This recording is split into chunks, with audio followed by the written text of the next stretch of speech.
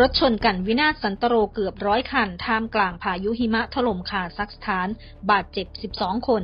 คลิปที่กระทรวงสถานการณ์ฉุกเฉินคาซัคสถานเผยแพร่แสดงให้เห็นเจ้าหน้าที่กู้ภัยกำลังเร่งเคลื่อนย้ายรถจำนวนมากหลังประสบเหตุชนกันครั้งใหญ่บนถนนที่เชื่อมระหว่างกรุงอัสตานาเมืองหลวงกับเมืองเปโตรพาฟทางภาคเหนืออีกคลิปที่แชร์ในโลกโซเชียลก่อนหน้าเห็นได้ชัดถึงความวุ่นวายโกลาหลบนถนนท่ามกลางพายุหิมะและเสียงลมพัดอื้ออึง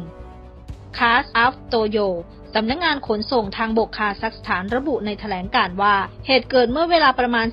13:30 น.ของวันที่ 3 มกราคมที่หมู่บ้านชานาทาลับในภูมิภาคอักโมลาห่างจากเมืองหลวงไปทางเหนือราว 27 กิโลเมตร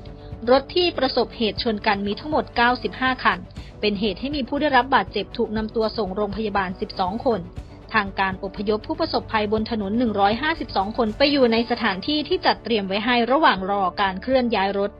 แถลงการระบุว่าก่อนหน้านี้ได้มีประกาศเตือนให้รถทุกชนิดจำกัดความเร็วเนื่องจากสภาพอากาศอาจเลวร้ายลงรวมถึงมีหิมะตกหนักพายุหิมะลมแรงทัศนวิสัยต่ำและถนนเป็นน้ำแข็งพร้อมกับแนะนำให้หลีกเลี่ยงการเดินทางในระยะนี้